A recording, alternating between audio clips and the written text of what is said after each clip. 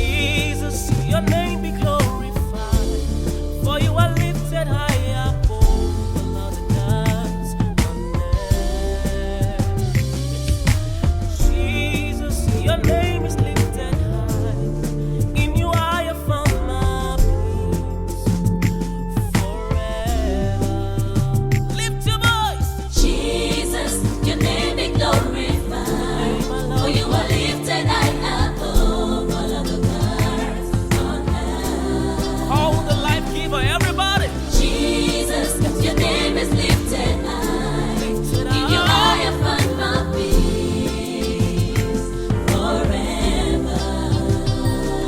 I have seen the movie. I should call. We're looking forward to seeing some of the current students of St. Clement joining us also.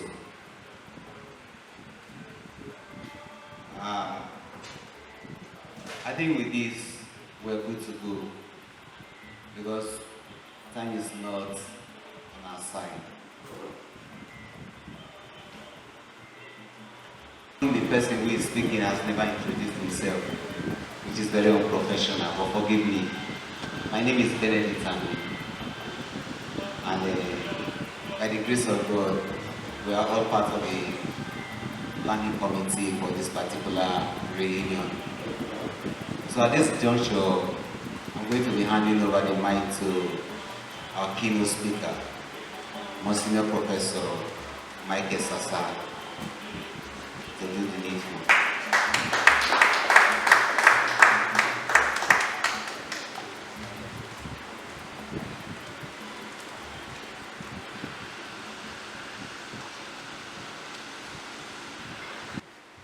The rector or the current and incumbent rector of this alma mater, St. Clement Minor Seminary, is also seated here.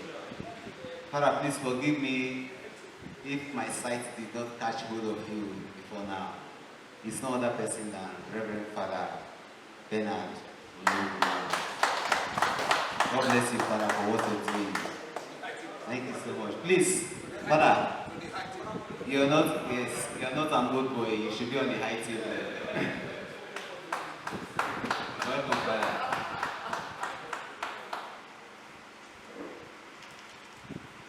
Thank you so much.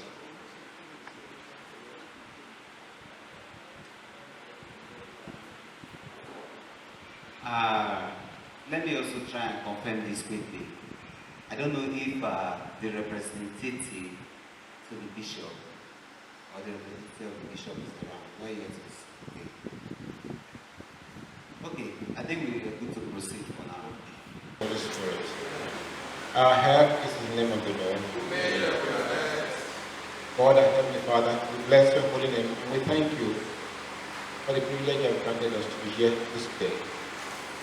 We thank you because it is by your help that we are able to achieve this much. We thank you for this institution that has brought all of us together, the fond memories we have, and the goodness we have received from you through this institution. As we gather for this period, we beg you that the Holy Spirit be in our midst to direct everything we shall be doing today. And for all our members, wherever they may be all over the world, let your mercy and your compassion abide with all of them. For those who are still on their way, bring them safely, all to the glory of your name. And for our current students, help them in their endeavor. Bless them and grant them your goodness. We ask all this through Christ our Lord. In the name of the Father, and the Son, and the Holy Spirit.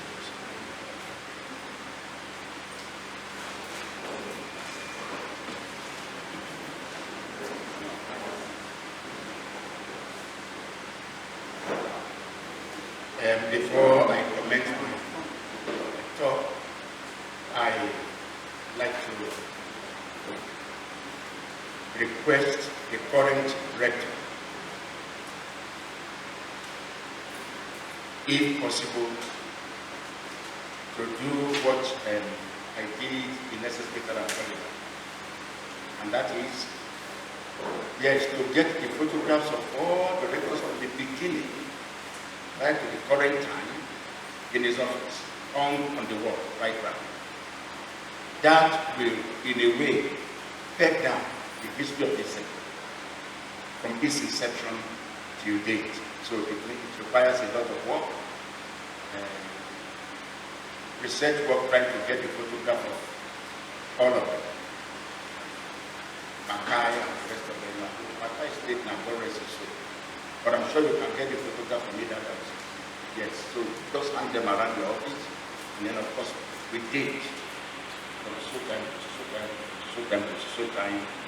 So in a glance, you can have the history of the seminary. And of course, with time too, there are other segments of history that will be gathered through photographs, like classmates, photograph they took during their time.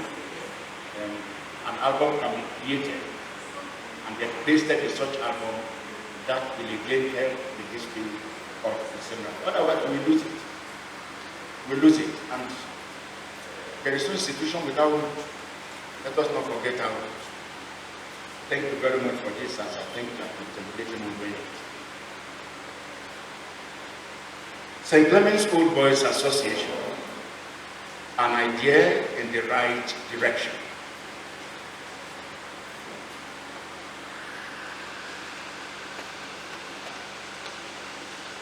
I indeed want to salute Professor Ajibe Romachi Ido and his very, very close associate, Moses Abba, who contacted me almost 2 years ago for this talk. Last year it was not possible. It was possible to have him with us, but God knows best. Today he's not here. I want to thank Moses for the great work done, and then the old boys, Molu and the rest, who struggle and labor to make this day possible. This idea is so well conceived at the right time. It is marketable with many supporting advantages. One needs such an anchor in an emerging world where man is faced with a threat far more serious than that of a nuclear holocaust. We are talking of a total devastation of man's interior life through a process of psychological and spiritual fragmentation. It may be true that modern man holds a tighter rein over the forces of nature, but at the same time, he has lost possession of his own personality in his extreme extroversion. Man must once again become a unified whole if he truly wishes to be and act as a human person. I greet and congratulate you all for this milestone achievement. One would expect you to be more than this number, not in sport. We actually don't need plenty of teeth to eat meals. And so, this number is big and strong enough to move the mountains needed. St. Clement's Old Boys Association has started. And it doesn't matter even if you were even half of this number, it has started. Those of you who are here now today should have your names written in gold. And I would want a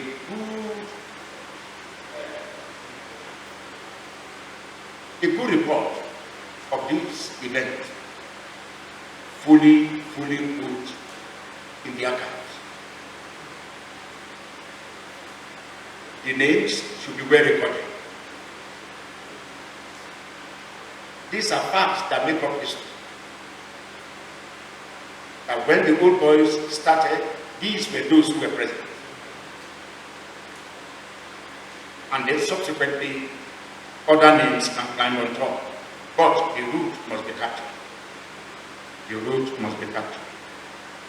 Paper St. Clement's the first Pope and martyr. After the obscure pontificates of Linus and Cletus, Clement was the first noted successor of Peter as Bishop of Rome. St. Irenaeus, a great historian, states that Clement knew the apostles and was strongly influenced by them.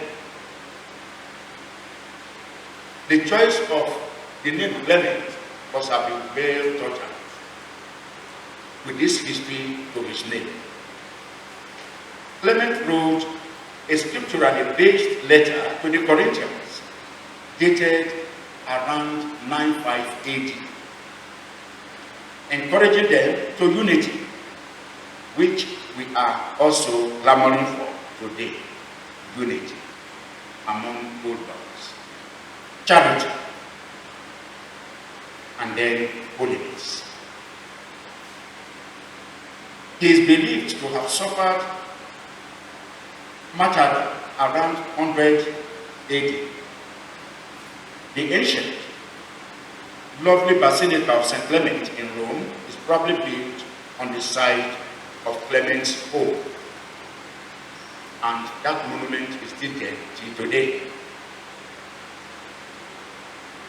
Dance of love. 1 Corinthians chapter 13, verse 1 to 8. It is love that makes the world go round, the song says.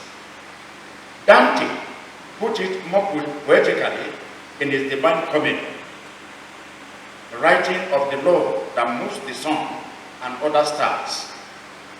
Both have the same message, the ultimate. That is what keeps the world going. Everyone surrenders to attraction of love. That is the rhythm of creation. The journey is short. The journey is short. An elderly woman got on a bus and sat down at the next stop. She just sat down.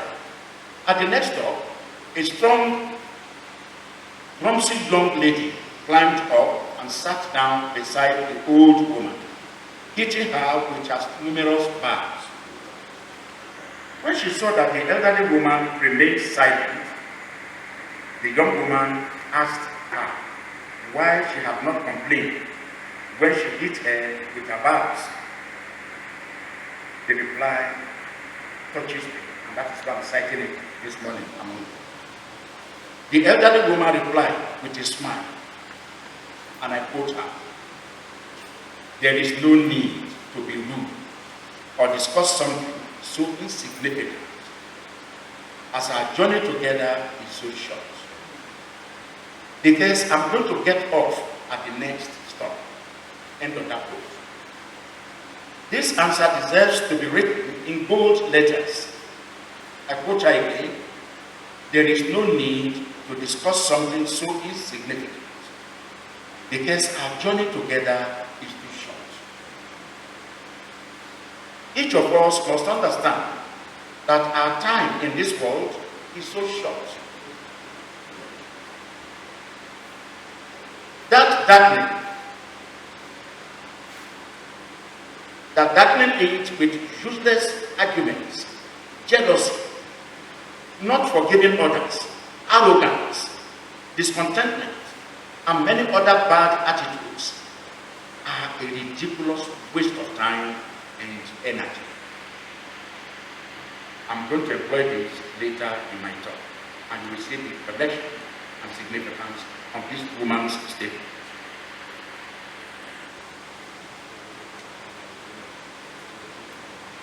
Did someone break your heart? Stay calm. The trip is too short.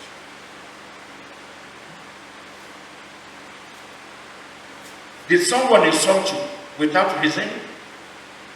Shake it off. Ignore it. The trip is too short.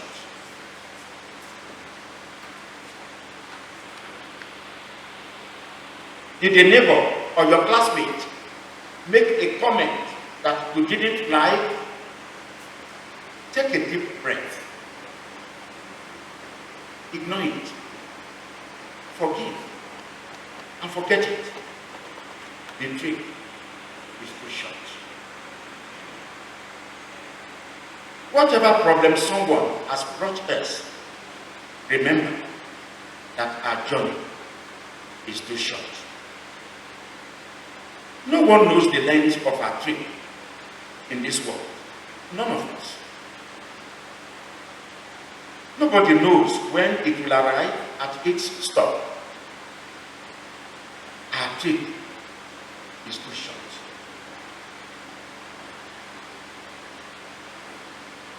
I quote Father Barnabas of great memory, Barnabas Sane. One day we were discussing at Agodi Garden in Ibadan on the picnic. And so somebody said they hadn't enough food. He said, well, carry my own now. He said, no, I don't have to carry your own. He said, my brother, carry it. Our life is like this. If man does not die of eating too much, he may die of eating too less. But the point is, you must die. That is the shortcut of it. Our journey on earth is damn too short. And the drama of creation is very interesting. That God, in his own wisdom, did not ask any of us whether any of us would want to be created. None of us was consulted. The man just did it. That great man, the creator, just created you and I without consultation. And so we found ourselves in this valley of tears. And every day, a chapter is created in our life history. The man, again in his wisdom, the creator, did not even discuss with any of us how long we shall be here. We are just here. And so Jesus came and even redefined it for you and me. When the apostles asked him to teach them how to pray. Among the prayer he taught them is very interesting. Our Father, who art in heaven, hallowed be thy name. Thy kingdom come. Thy will be done on earth as it is in heaven. Give us this day. Not give us this month, not give us this year, not give us this century. Just give us this day.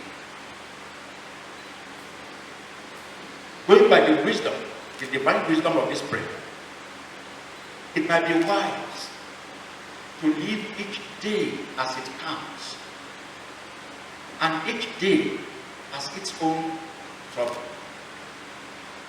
Each day is a package with so many items, and each day gives out itself. And so it might be cheaper for you and I just to live each day. Don't overstretch this to the extreme by thinking that we should not have an eye on tomorrow. Just that we should also realize that this day is the only day we have. Tomorrow is not our home. Tomorrow belongs to God.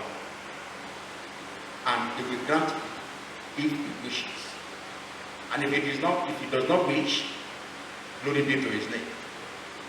Today is the only day we have. Let us live it to the fullest. And let us not fill the day with animosity, or with grudges, or with complaints. Take it as it comes, believing that your God who is in heaven knows why the day contains what it contains. If somebody therefore decides to come across you that day and insult you, your reply should be, glory be to God, and go your way. Just go your way. Offer it to God. Offer it to Him. One woman in Ibadan was my staff in the major seminary in Ibadan. She lost her husband. And she came to my office. Our papa, she said, my husband died this morning. Wow. And the way she said it, it was like, it's actually not my note. It's the note of God who called it. She said it so confidently. My husband passed on this morning. I said, Mama, why are you cooking? She said, well, I've decided not to send anybody to you, but to come to tell you in person. My husband passed on. She said, Mama, the driver will take you back. He said, no, I'm here to my son's car.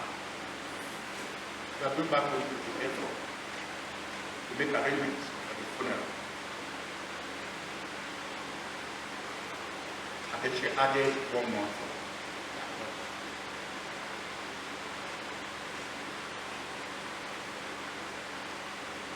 Our papa, God has called my husband.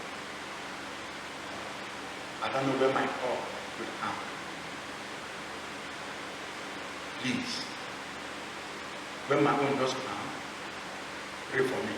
As I'm going to pray for my husband. He has gone before me. Certainly, I'm going to follow him. Where he is, I shall be. That will so speak. We have only separated for the while. We shall be reunited. I shall give faith in this thing. And that is me going. That is me going. I shared with Mr. Abba here Moses. When Professor Gilbert died, happens to be my first cousin.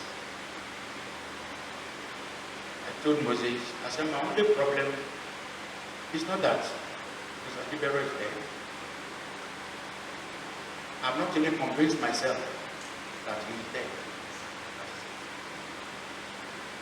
I remember Mr. Moses. I've not convinced myself that he is dead. Maybe that's my problem. And I must say, I owe it to this woman. Told me, we are going to reunite. I don't know when it will be, but I'm sure we shall reunite. It's my husband.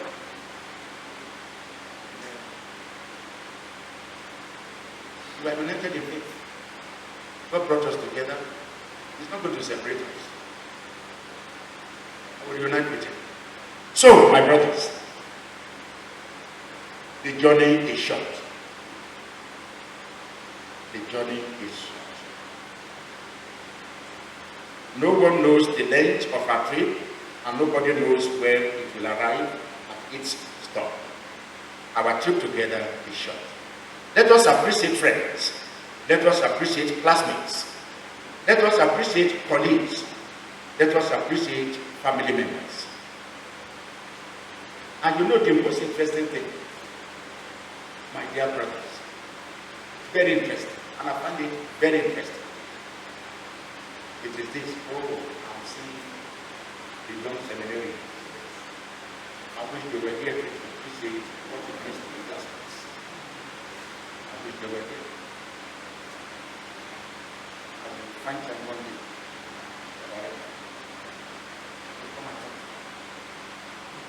They should know the value of being classmates. They should know. If there is a forum where people quarrel, it's in the family. If there's any forum where people unite, it's in the family. If there's a forum where people step on one another's toes, it's in the family. The same way, if there's any forum where people insult one another, it's in the class. If there's any forum where people, exchange insults, words that are not complimentary, it's in the class. And it's in the same class. People share food and drinks and smiles and share love. It's in the same class. Today is the feast of classmates. Today is the feast of people reuniting again after quarrels. Today is the feast of sharing smiles. Today is the feast of sharing history and laughing over trivialities, laughing over occasions when we insulted one another.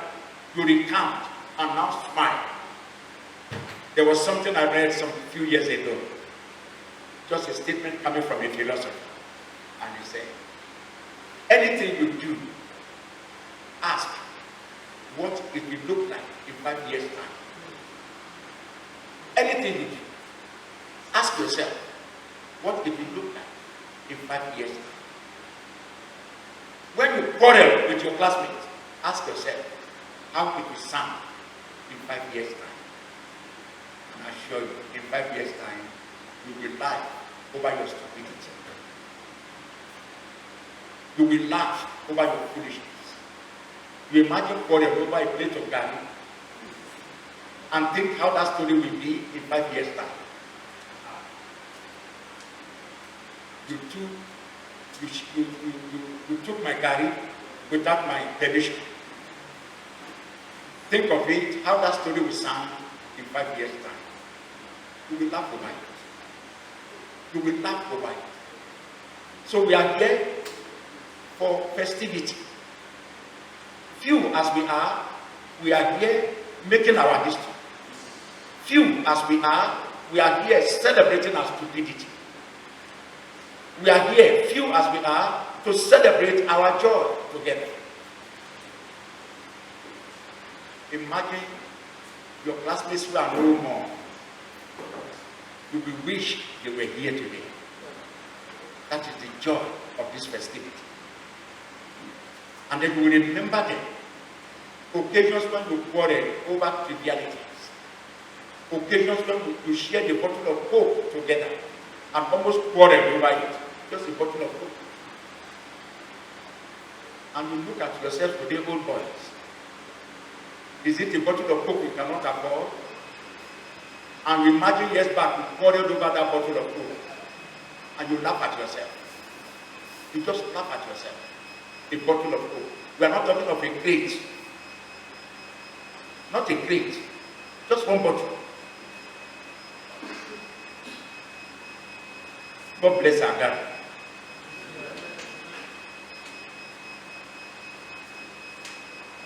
Let us therefore be humble. Let us be respectful. Let us be kind to one another. Let us be forgiving. In return, we will be filled with gratitude and joy. After all, our trip together is very short. The beauty of friendship. Why do I have a variety of friends who are also different in character? As your classmates, when you were here in St. Clements, were so different in character.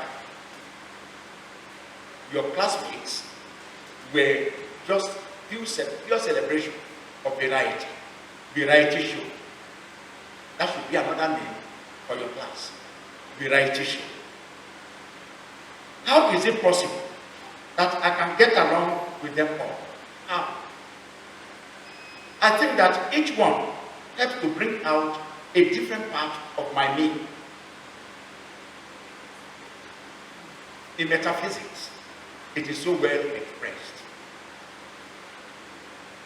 My being is the being of that being that brought about my being, without whom my being will not be my being. And my being that is my being is the very being of that being that brought about that being that is the being of his own being, which forms the foundation of my own being. That is our story.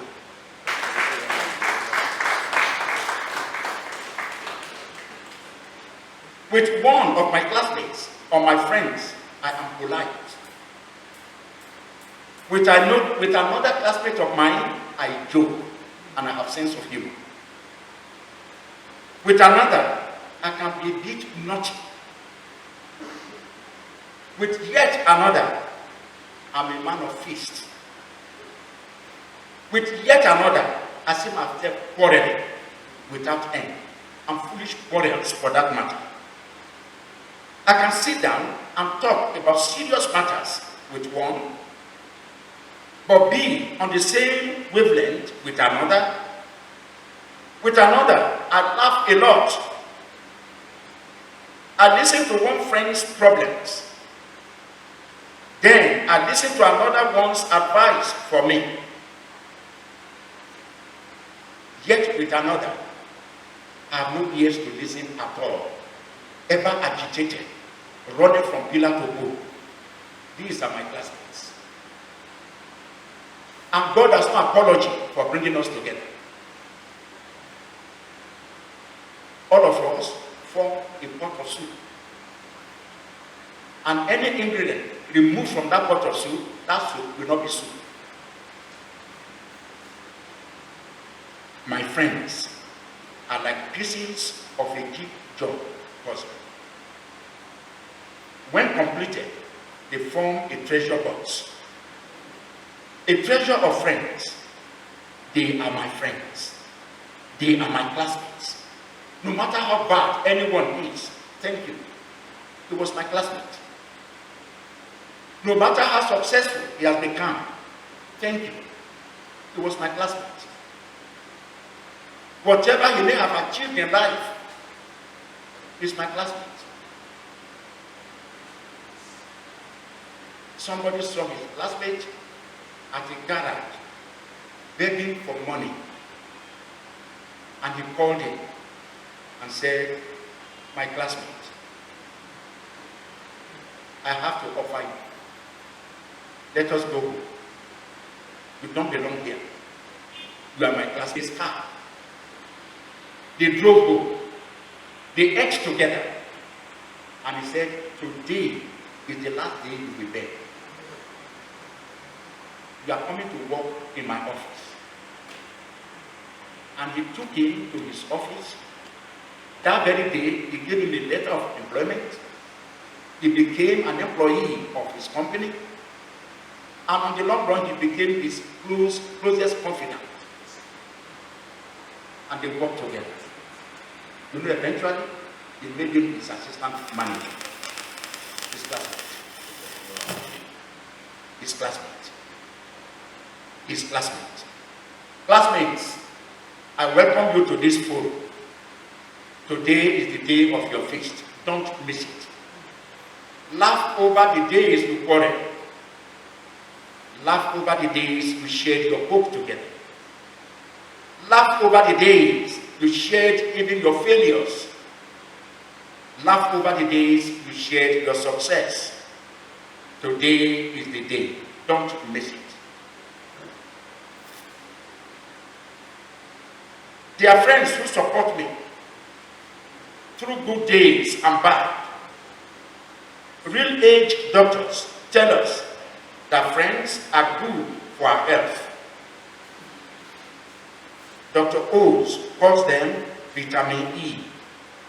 Friends are vitamin E, according to him, and counts the benefits of friends as essential to our well-being.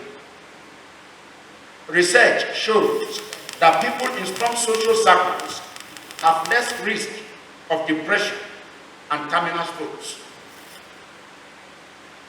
Your friends, your classmates will form part of your health, form part of your well-being, will form part of your glory of today. If you enjoy vitamin E, vitamin F constantly, you can be up to 30 years younger than your real age. The warmth of friendship stops stress, and even in your most intense moments, it decreases the chance of a cardiac arrest or stroke by 50%.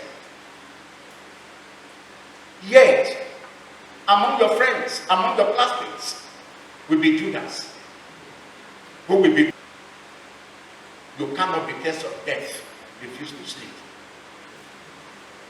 You cannot because of betrayal refuse to acknowledge your classmates and your friends. My brothers, today is the day you have. Don't miss it. I'm so happy that I have a stock of vitamin F, which is friendship, classmates. In summary, we should value our friends and keep in touch with them. We should value our classmates and keep in touch with them. There are those who have made it. There are those who have not made it. They all form part and parcel of your being. We should try to see the funny side of things and laugh together and pray for each other in the tough moments. I know I'm part of their lives, and they are part of my own life, because their names appear on my mobile screen every day, and I feel blessed that they care as much for me as I care for them. Thank you for making my classmates my classmates. Thank you for making my friends my friends. Thank you for being one of my vitamin F. I value and treasure my classmates. I treasure my friends. God, I thank you. I have yet another chapter to share with you, and that is lessons from the barber's chair. We cannot hold onto something that is slipping away. Can any of us hold onto our age? It's not possible. It's not possible. So that children won't grow up and young adults won't grow old, it's not possible. It's just not possible. We grow old per second, the language of physics. Already, in this time, I've been speaking to you, we have all aged. Since I started this talk, till now that I'm breaking it up to call you to consciousness, we are older than we were. And that is how time comes. And you cannot stop it. You cannot stop it. Who will arrive at the age 90? Nobody knows. Who will clock over 100? Nobody knows. But even 200, we start with 1. And that is how time comes. My dear brothers, our mind knows about these changes in our condition. But minute to minute, you cannot see them happening. In the same way, you can't see your hair growing, but we know the hair grows. I have a question for anyone here, and please I crave the indulgence of my father rector here, seated by my right. If any student gets the answer, an extra plate of food. If any old boy has the answer, your package of blessings will come from above. Can any of you tell me at what point you increase in height?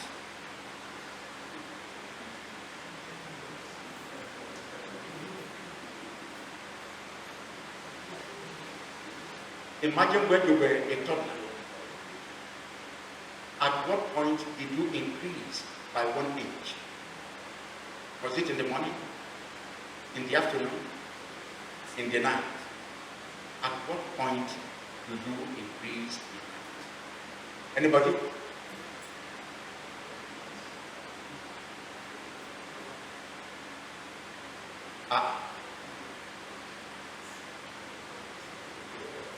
Not even philosopher Timothy.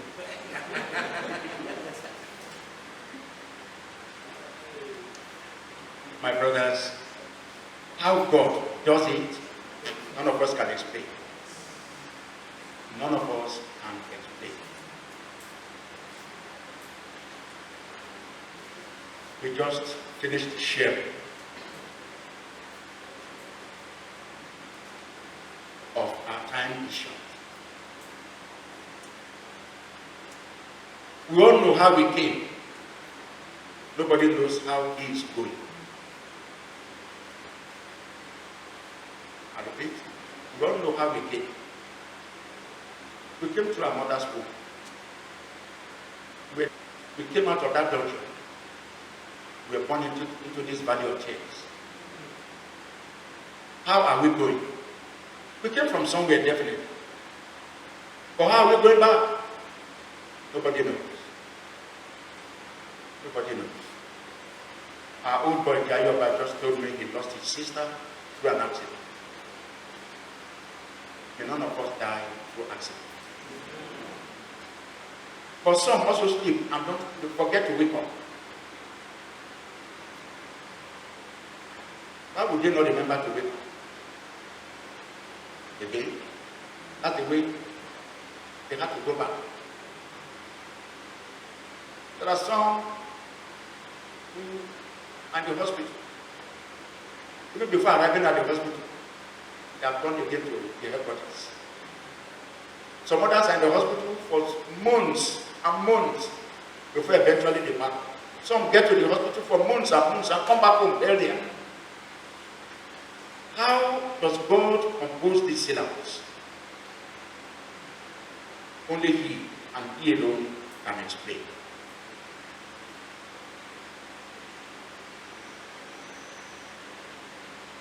We know we grow per second. We don't know how it happens.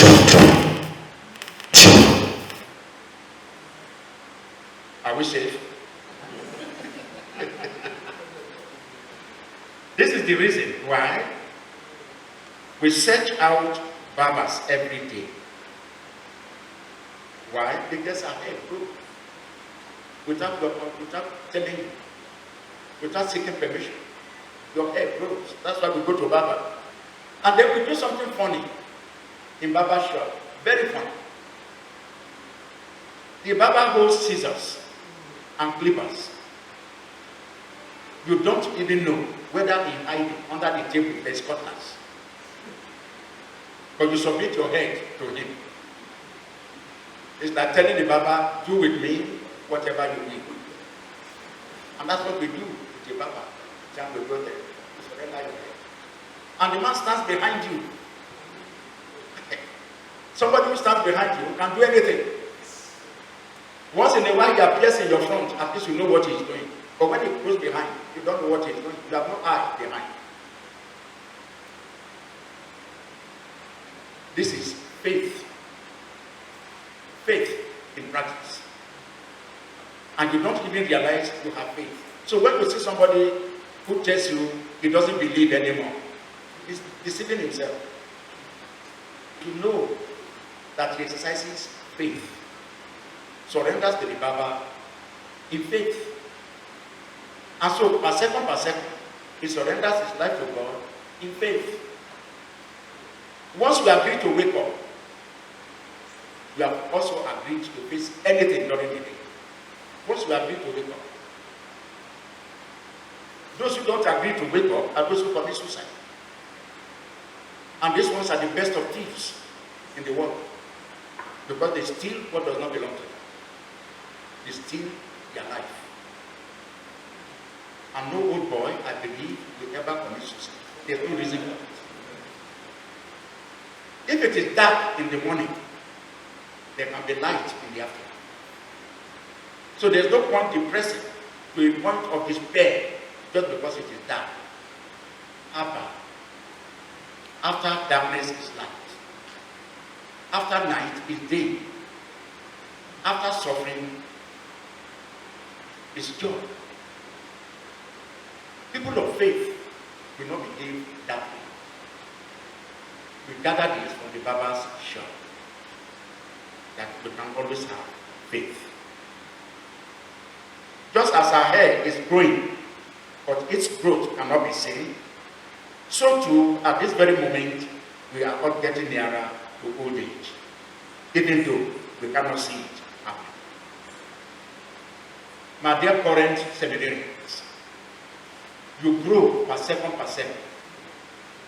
Before you know what is happening, you'll be members of this association. None of you will die young in Jesus' name. You will grow to be old boys of St. Clement's. And your brothers are expecting you. You shall be there. And then each one of you will grow to stature. And then being part of this old boys association, you will celebrate your past. Our young seminarians, again and again I pray, none of you will die young in Jesus' name. Amen. On the screen there is a picture of banana, not to play. Banana. Banana in that picture has 4 stages. Time is when it is green, very green, as you can see it on one side, not ripe. Time shall be when the banana will be ripe, the second stage there. The third stage, if not eaten, you see it drying up, dehydrated. The first stage, you can see there, useless for anybody. This is our life, the way it is. This is just our life. Our current seminarians, you are green today. Very green. Each one of you looking marketing. And some of you in pocket size. You shall grow. You will not die young. Before you know what is happening, you will graduate from there. And you will move to the next stage. Yet to the next stage. Yet to the next stage. In your class, you will see medical doctors. You will see pharmacists. You will see surveyors. In the same class, you will see reverend fathers. You will see bishop. You will see cardinal. Hopefully, you will see pope. In the same class, we grow by the day, but we have one duty. My old boys, you have one duty, and the duty is caring for one another. Caring for one another. We are from different homes, from different families, from different towns, even from different states. Why has God brought you together from different angles to form a class? Can you answer that question? Old boys, can you answer? Take a look at your class from various states, various different families. Why did God bring all of you together in the same class? You can't explain it. But the truth is very clear that God, in His divine design, brought all of you together as a class. And in that class, you have a right that I told in St. Augustine's College Kappa. And then I was parish priest of Sacred Heart Kappa. I used to talk to the classes from time to time, encouraging them to study hard, to begin well, and so on. There was a particular class. When the result came out of that class, there were, you know what? The boy who had aggregate 54, which was the most beautiful failure you can get, aggregate 54. He was the first to get a job in Illinois.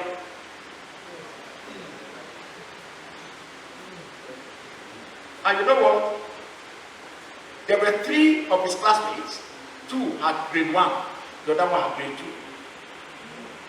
They went to Illinois to look for a job, and they were living in his house. He was the one feeding them. They had no job. The one who got the best failure in that class was the one feeding them and paying their transport as they were moving from one ministry to another looking for a job. That was not all. At Christmas, he bought clothes for all of them, including himself. The one who had aggregate 54. Thereafter, that was not the end of the story. This same person attempted his wife the second time. This time the DGC. He got 4 credits. The third attempt, he got 7 credits. Then he moved. Of course, at this time, the other 3 had got jobs. They got jobs in various ministries. They got to the University of Lagos and read economics. Got BSc economics. He worked for 1 year in Lagos there because he got second-class offer. The company took him. He moved to ABU for master's degree. His 3 classmates were still working in Illinois. He got his master's degree in economics. After that convocation, he moved to Kaduna Poly and read management and read to HND. He joined Ariwa Papers. He was working there. His classmates who got grade 1 and grade 2 were still working in Illinois. Then he headed an organization, and the one who had grade 1 went to him and said, I'm tired of this ministry job of the thing. Can I have a place in your... He employed him. The one who had aggregate 54 employed his classmate who had grade 1. This is providence. And you know what? Today, I was shocked. That was about 2 years ago. I was shocked to find him in Kafancha. I went there to give a lecture. I taught them epistemology, Institute of Philosophy. I saw him there. What are you doing here? He said, Father, please don't say anything. His classmates did not know. They were just calling him old boy, old man, old man, old man. They didn't know this man has seen university education in and out. They saw him as old man coming to in fact, one of his classmates, according to him, told him that if you get your BA now from the University of Georgia, at this age, what are you going to do with it? The rest of the classmates laughed. They didn't know what brought him there. So, I wanted to talk about him. He said, please, Father, don't tell them who I am. His wife, an architect.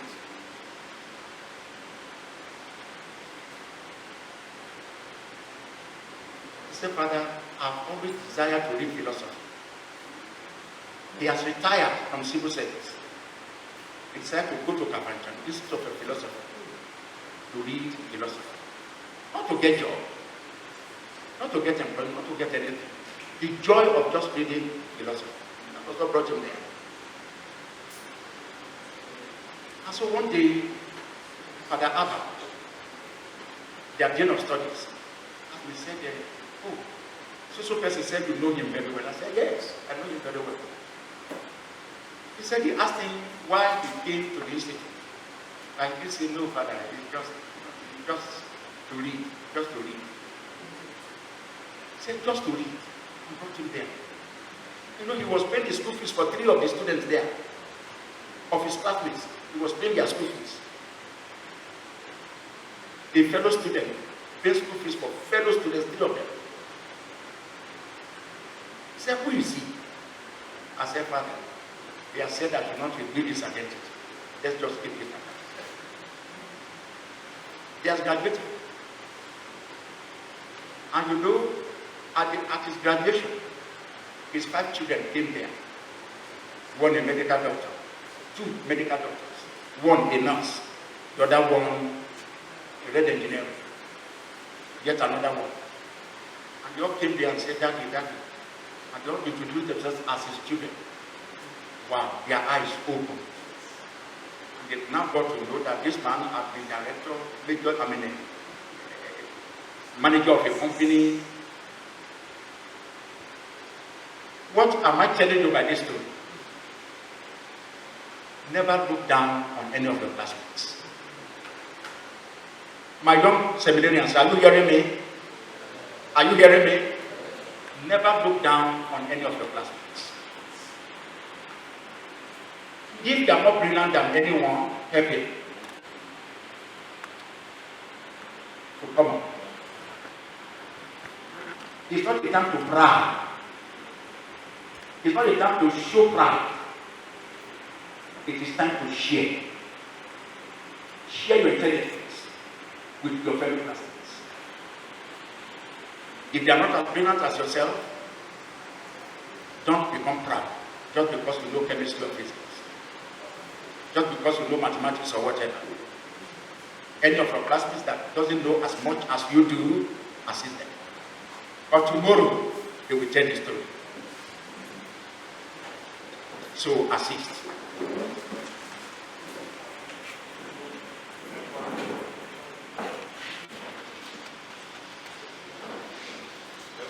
Good morning.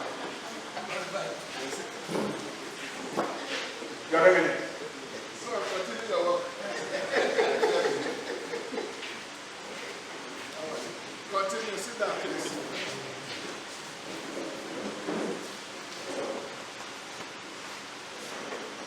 So, your classmates may not be as brilliant as yourself.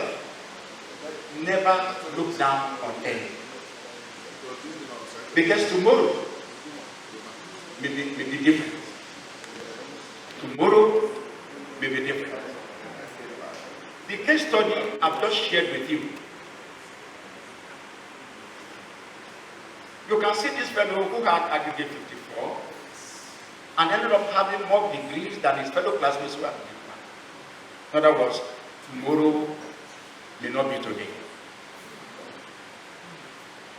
So, if you are more brilliant than anyone, share your knowledge. Share your knowledge. Don't be proud. Don't be arrogant. Learn from the banana tree. When banana tree is young, the branches are green and they spread out. The language of physics, per second, the arms begin to come down until the arms are parallel with the trunk. And the green looking leaves will become pale. That is our life on earth. So never be proud, never be arrogant. Share with your classmates. Whatever gift God has given to you, share with them. Tomorrow may not be today. So you can see, therefore, from the banana you are seeing on the screen here, time was when it was green. Time was when it became ripe. Time was when it started going bad. Time was when it is no longer useful for anything. This is man is growth. So our current seminarians, therefore, learn from the plantain, learn from the banana tree. Yet another episode. My dad has bees. My dad has bees. Today, I went to his house. On top of the honey, there were 3 little bees struggling. They were covered in sticky honey and drowning. I asked my father if we could help the bees out of the jar, and he said he was sure they wouldn't survive. Casualties of honey collection, I suppose. I asked him again if we could at least get them out and kill them quickly. After all, he was the one who taught me to put a suffering animal or a bug out of its misery. He finally considered and scooped the bees out of the bucket. He put them in an empty, Chobani yogurt container and put the plastic container outside. Because he had disrupted the hive with the earlier honey collection, there were bees flying all over outside. We put the 3 little bees in the container on the bench and left them to their fate. My dad called me out a little while later to show me what was happening. And what was happening? These 3 little bees were surrounded by all of their sisters. All of the bees are females, and they were cleaning the sticky, nearly dead bees, helping them to get all of the honey off their bodies. He came back a short time later, and there was only 1 little bee left in the container. She was still being tended or attended to by their sisters. When it was time for me to leave, we checked one last time, and all the 3 of the bees had been cleaned off enough to fly away, and the container was empty. Those 3 little bees lived because they were surrounded by family and friends who would not give up on them. Family and friends who refused to let them drown in their own sickness and resolved to help until the last little bee could be set free. What is the meaning of this story? Be good. I use the word be, that's B-double-E, which is the animal we are dealing with. Be good brothers. Be good classmates. Be good friends.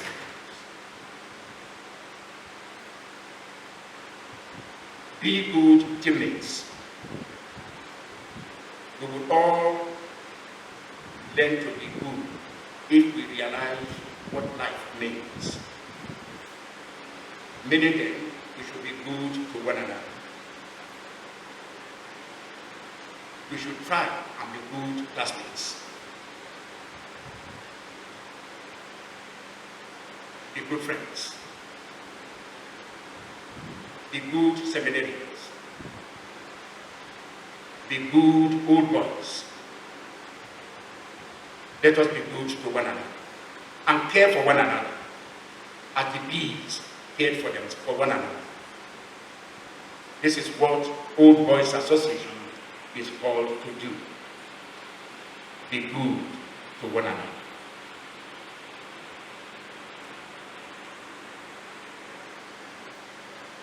If truly St. Clemens has educated you, then know what education means and know the value of education. I have some quotes here on education. Perhaps each one can lend us some helping hand in our understanding of what education stands for. Education is the most powerful weapon which you can use to change the world. Nelson Mandela. The beautiful thing about learning is that no one can take it away from you. VBK. The roots of education are bitter, but the fruit sweet. Aristotle. Education is not the learning of facts, but training the mind to think. Albert Einstein. Einstein has taught us so many things. Please, if you come across any of his books, buy. Education is not the learning of facts, but training of the mind to think. If truly you are educated, you will not act in a way as if to say you are better than your classmates or you are better than your fellow old boys. Whatever way you can assist, you do. That's education. Children must be taught how to think, not what to think. Margaret Mead. Children should be taught how to think, not what to think. Teachers who love teaching teach children to love learning. Eric Wireko. Formal education will make you a living self. Education will make you a fortune. John Ho.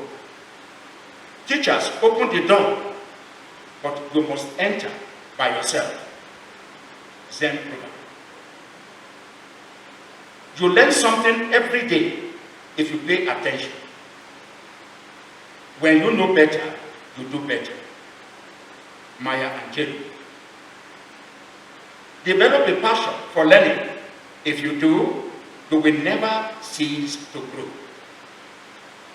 Anthony de Albero. Learning is a treasure that will follow its owner everywhere. Chinese proverb. Education is the best provision for old age. Aristotle. I hear and I forget. I see and I remember. I do and I understand. Confucius. Learn as though you will never be able to master it. Confucius. Never put off for tomorrow what you can do today. Thomas Jefferson. When you learn, teach. And when you get, give. Maya Angelou. Protects his own pupils from his own influence. Bruce Lee. I will prepare, and someday my chance will come.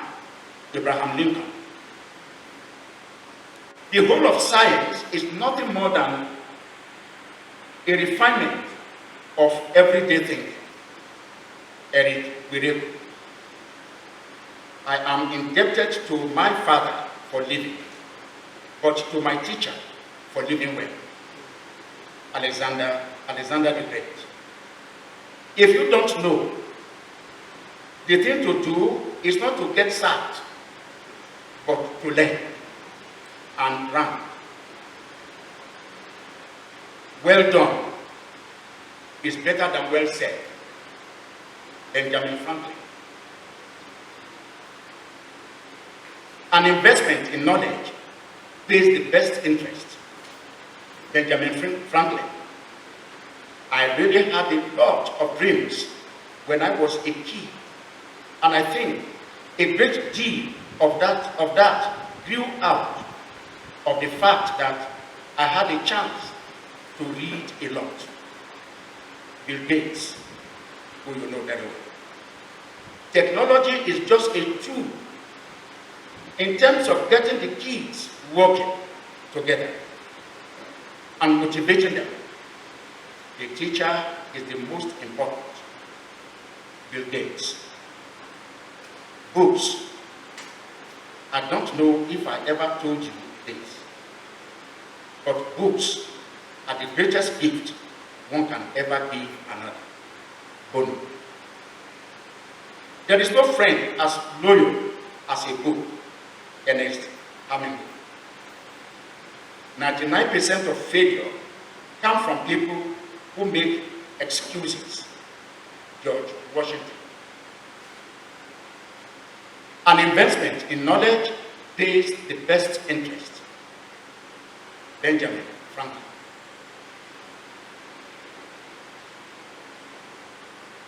Learning never exhausts the mind.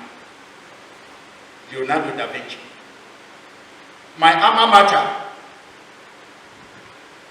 was books. A good library. I could spend the rest of my life reading, just satisfying my curiosity. Malcolm, the 10th. My classmates from another library. I can never get in any other library other than the library of my classmates. Among my classmates are different books. I cherish them. Tobacco.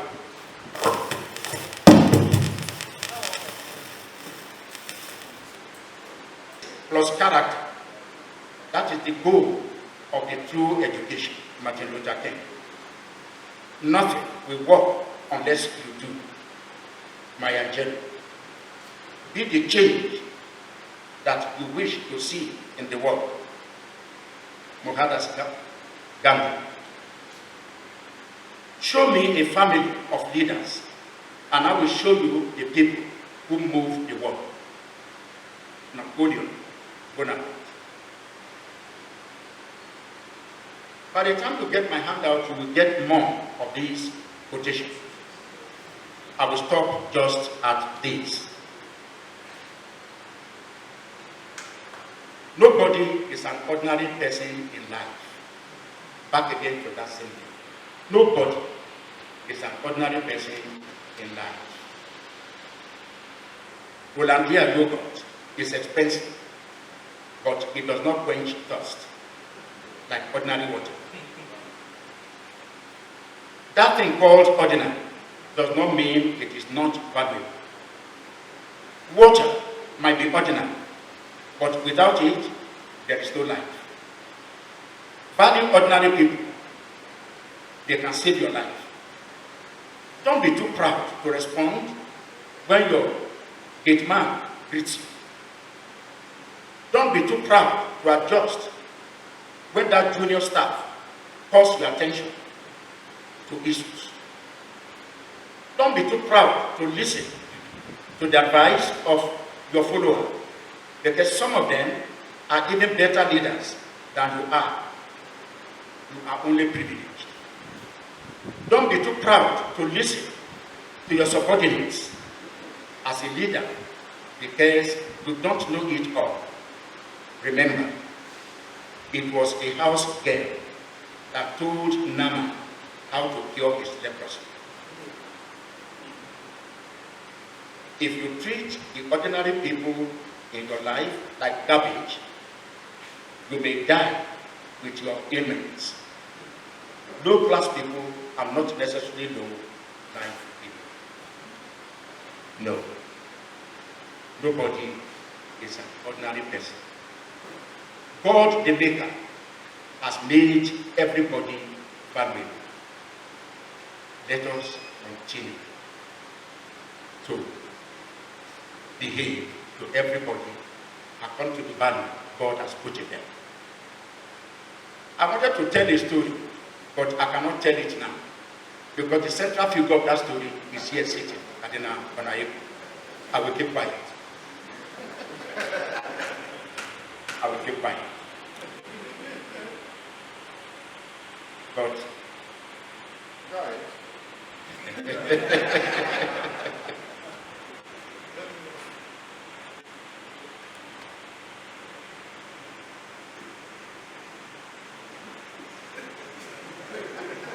Reverend Father Onayema had a book in the seminar. This book had worked in the father's house for many years, and it was aging. It was very clear that giving him more years, he would either retire voluntarily or be forced to retire by ill health. Father Onayeko, that time, I'm not talking of Cardinal Onayeko now. Father Onayeko that time decided to take this book to his village, accompany him to his village, and asked him to acquire a piece of land, which he did. Of course, you know the church. How much do we pay our workers? But God paid them more. And that's the way it goes. God pays them more. This man acquired the piece of land. Father Onayeko built a house for this people.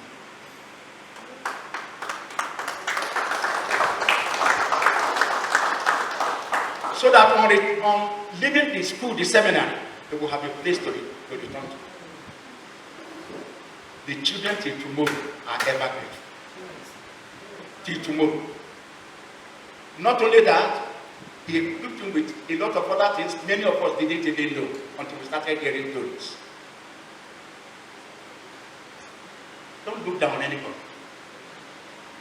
The children have grown up, but one of them who remained in Ibadan, before I left Ibadan as rector, still told me the story of Father Michael's benevolence. The story will continue even after Father Onayeko has grown old, bent over, and gone back to headquarters. The story will continue. If ever we can learn anything from this, please do. My fellow Reverend Fathers who are here, I will take something from here. I stand up in Father Onayeko's honor. Brethren, let us not look down on our workers. Please. They are human beings. They are human beings. And they harbor the same soul as you and I have. For old boys, wherever you are working, you could be directors, you could be whatever. Don't look down on your subordinates. I just gave the example of Nama, whose house maid showed him the way to cure his leprosy. If you are good to your subordinates, they'll be good to you. And you will reap the gain. It's a matter of time. Ordinary people were made by God, and God has deposited in them strength and weakness. Don't allow your pride to destroy you. Call those ordinary people, whoever they may be, whatever help you can render, render.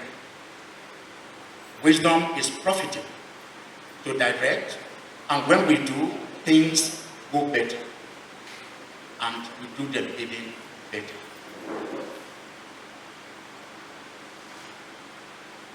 Let it sink into you, our dear old boys. Let it sink into you, our current seminarians. We must take care that our anger is not so vehement as to turn into hatred. Anger is not hatred. Anger is natural. Hatred is what we make of our anger. You may be angry with your son, but you do not hate him. We do not yet hate those with whom we are angry. But if the anger remains and is not quickly uprooted, it grows into hatred. John says, whoever hates his brother is still in darkness. 1 John chapter 2, verse 11. Our eye is confused by anger, and it may develop into hatred and blind us, and we can no longer see where beauty lies. The psalmist says, and I quote, my eye is confused by anger, my soul too, and my belly, which means everything inside me is in turmoil. It is sometimes legitimate to be angry with wicked and perverse people, but we must not lose our temper with them, even though the tension from holding ourselves may upset our insides. St. Augustine's commentary on Psalm 303. I put this one there. Watch careless words. Old boys, current seminarians. Careless words can hurt people. Not only can they influence a person's self-worth, they can also shape the person's destiny.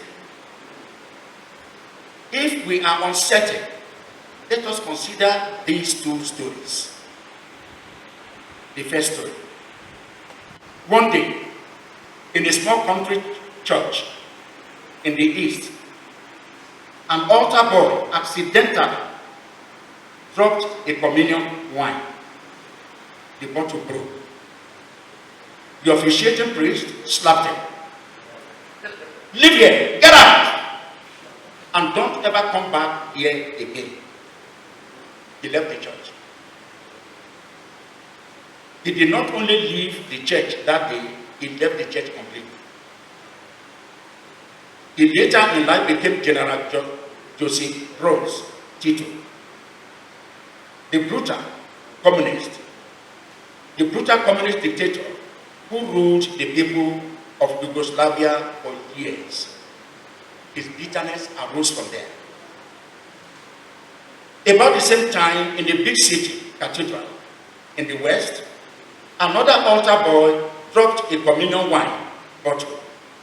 The priest turned to him and whispered reassuringly, "It is okay. Someday you'll be a great priest."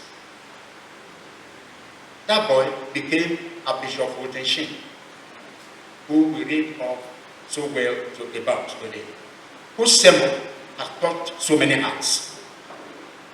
Our words either build up people or tear them apart. Let us therefore be watchful what we say, even to the younger ones, to our fellow classmates, to our friends. Let us watch. Our words will either build them up or tear them apart. Let us be watchful. Dear old boys, this story, please keep it. We are coming back to it before I finish. A man asked an artist, I quote the question, "How do you make such beautiful things from stone?" The artist replied, "Beauty," and I quote it, "beauty is already hidden in the stone. I just remove extra stone on top of it." End of that quote. The stamp of your Father in heaven is already in your classmate. The stamp of your Father in heaven is already in your friend. Treat your classmate as one who harbors the stamp of the Father in heaven. Your happiness is hidden within your own self. What you need to do is little to bring out that happiness inside you. Just remove your bodies, that's all. Your happiness will appear.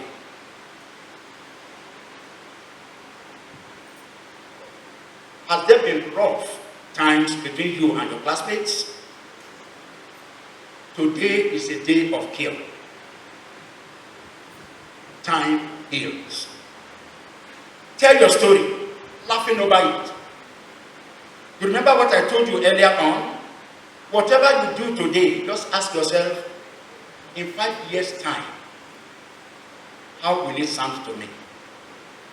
Will it still be much as serious as it is today? I had one of my classmates in Rome when computers started appearing. Amstrad was one of the first to appear. Amstrad. and you needed to have so many diskettes to change according to need into the Amstrad computer. This, my friend, a fellow Nigerian too, bought 2. He said he will use one in Rome while we're still there, and on getting home, he will now have a new computer to use, and he may give the old one to whoever cared. Okay? So he bought 2. Before we finished, just the following year, after buying 2 Amstrads, new computers came out and absorbed Amstrad. We're no longer using diskettes. We're now, we didn't need diskettes anymore. It was contained all inside the computer. So the new computer he bought became Old Testament. It was not even up to 5 years after he bought it. Out of use. Your anger today, you turn to laughter tomorrow, I'm telling you. Just give me 5 years. Tell yourself, how will my anger today be in 5 years' time? You discover it's really not worth it. Just not worth it. I'm going to give you some few facts for your consideration, our dear old boys. And these few facts are coming from a book written by Regina Brett, a 90-year-old woman. So these words are not coming from me. They are coming from them. And I quote her. Life may not be fair, but it is still worth living. You need your job to earn your money. But your job won't take care of you when you are sick. You don't have to win every argument. Just look for the truth. That's all. Laugh and cry with someone. It is more healing than crying alone. Make peace with your past so it won't mess up your present. Don't compare your life to others. You have no idea of what their journey is all about. No room for envy. Take a deep breath every now and then. It will calm your mind. Get rid of anything that isn't useful, like worry. Such will only weigh you down for no useful end. Will not kill, may likely make you come out stronger. I take it up again. Whatever that will not kill may likely make you come out stronger. It is never too late to be happy. It is in your hand to take it on. No one can do it for you. Don't reserve your most beautiful clothes for special occasions. Today is also special. You have no idea of tomorrow. Will what you consider important today matter in 5 years' time? Ask yourself. Always forgive others and yourself. Always choose life. What others think of you is none of your business. Just make sure that you do the right all the time, guided by God's word. Time heals almost everything. Give time. However good or bad a situation is, it will change. Change is the most assured thing in life. Nothing is sure but change. No condition is permanent. Don't take yourself too seriously. No one else does. Believe in miracles. The best is yet to happen in your life. That is the truth. The example of the fellow who got aggregate 54 and today is the most educated of his classmates will show you that, give you that example. No condition is permanent. God loves you because of who God is, not because of who you are or of anything you have done or didn't do. I take that up again. God loves you. Not because of, God loves you because of who God is. Not because of who you are, or of anything you did or didn't do. The same way, let us love one another,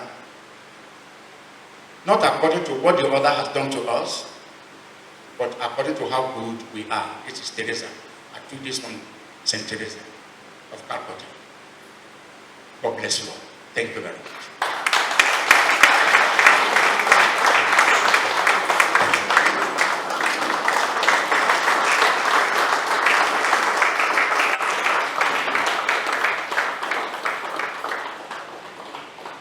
Well,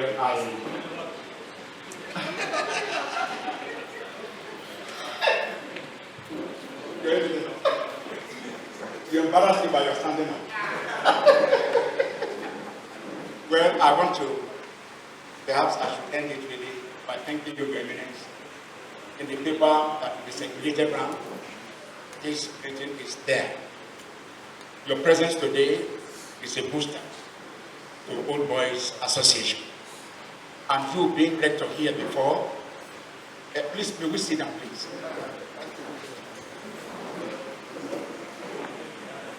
When Father Onaiko was rector here, I was a seminarian on pastoral years, so to say. I served under him.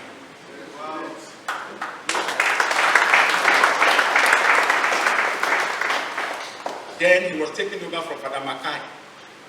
And I've been with Father Makai before he came. Now, I was faced with a lot of problems with my own family, who didn't want me to be a priest.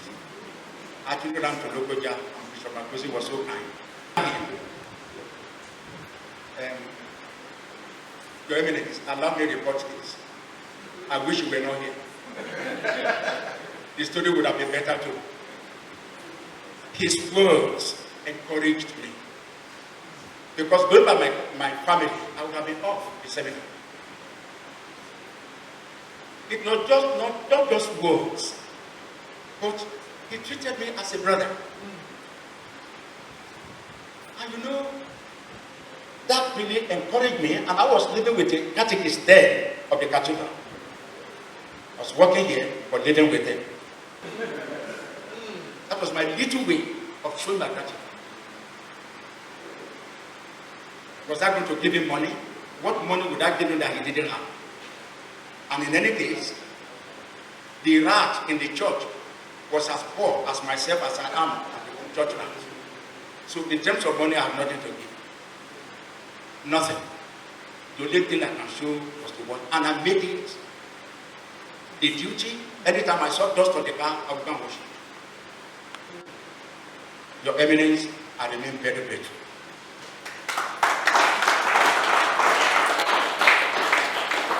Now, after my ordination, I came back here as well. Of course, what I learned from him formed the basis of my own life policy. My seminarians that were under me that period followed the same line.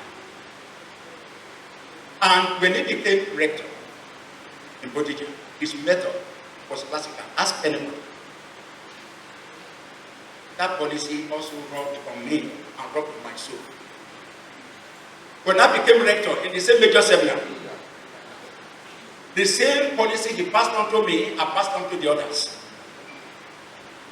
Your Eminence, I stand up in gratitude. Thank you very much. You see, when I spoke of words that you speak, the influence it can have on others. Watch your words and watch what you do. Because they speak louder than what you will say.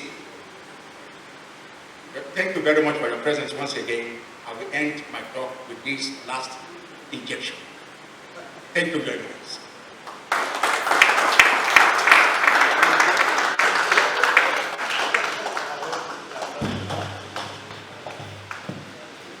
Thank you. Thank you very much. distinguished Msgr Professor Michael Sasa.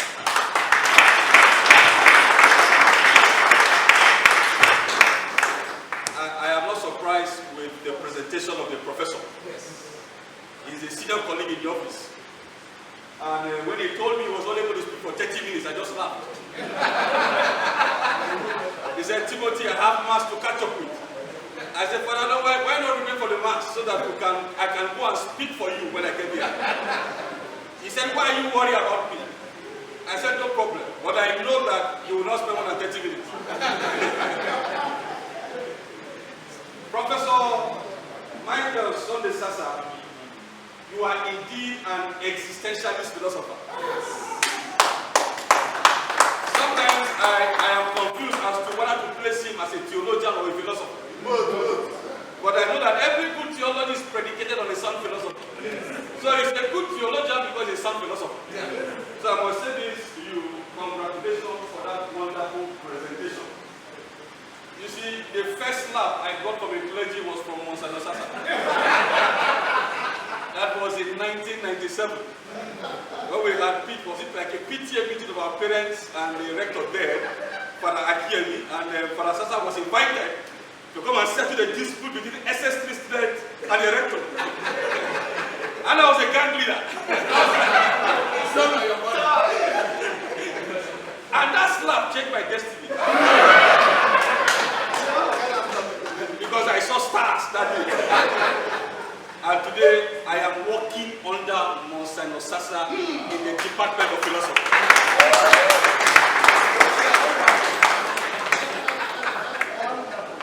While the presentation was going on,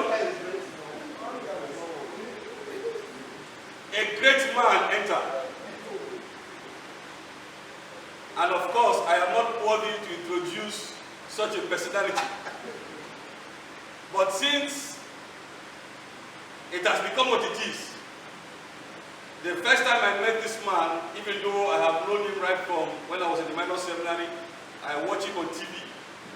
While I was in major seminary, I usually see him pontificating with popes, Ratzinger, and so imagine me I introduced such a personality. I had a 5-minute discussion with him at the burial of the former Archbishop of Kaduna, late Most Reverend Peter Yari Tatau. That's a 5-minute discussion. And today again, I'm introducing him. I wish to introduce to you a deacon, a priest, a bishop, an archbishop, and currently a cardinal. And we hope that at the next conclave, he will emerge as a pope.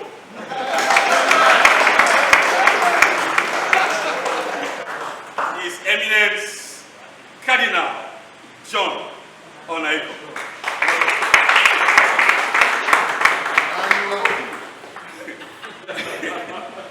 My name is Timothy Dokweshi Aditi, 1997 set, St. Clement's Minor Seminary, currently a lecturer at the Department of Philosophy, Veritas University.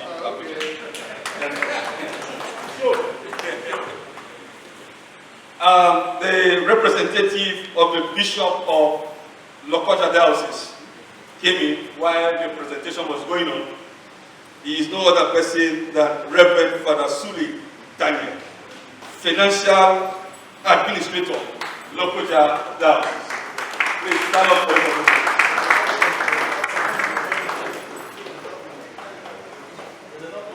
now, for those of us who have already started our name, please do well by going to the table to register your name and do the needful so that the ministry can move further. Right now, we shall make the award presentation to Msgr Professor Michael Sasa, and it will be done by Sir Emmanuel Molu, Knight of St. Moluba. Thank you.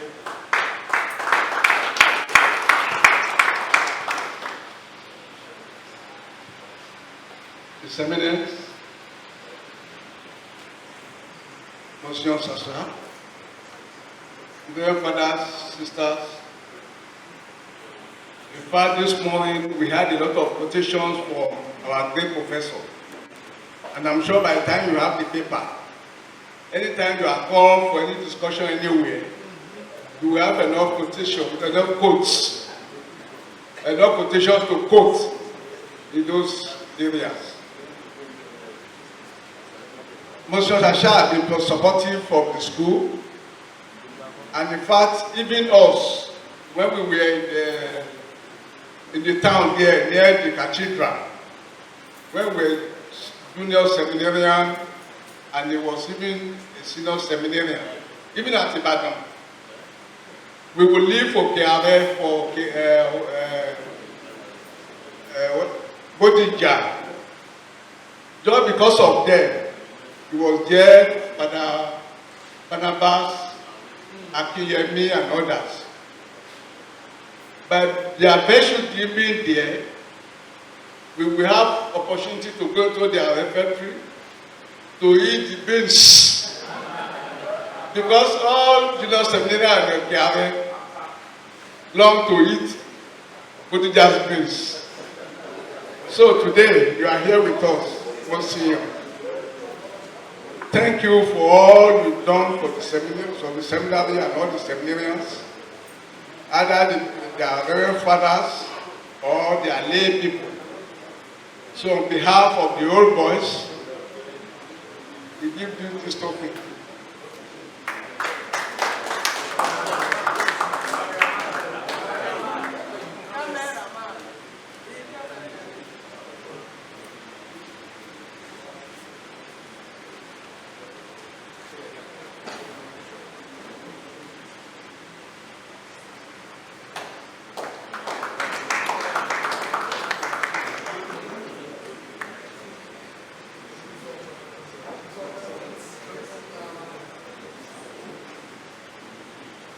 So, without wasting much time, we shall proceed now for the Mass. But I think there will be 5 minutes breakfast before going for Mass. So, no matter how you are going to be eating, make sure you are on your toes so that we can do the needful. Okay, no breakfast. Okay, after the Mass. Okay, let's go straight for Mass so that we will combine everything together. And you are still doing the operation. So, thank you very much. Hope to see you after the Mass. God bless you.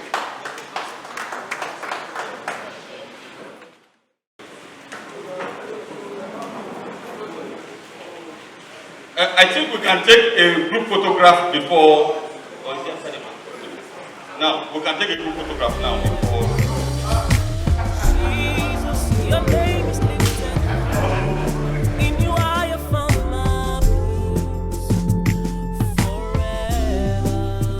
Lift your voice. Jesus, your name be glorified. For you are lifted high above all of the gods on earth. Oh, the life giver, everybody. Jesus, your name is lifted high. In you I have found my peace forever. I have seen the name I should call that can set me free.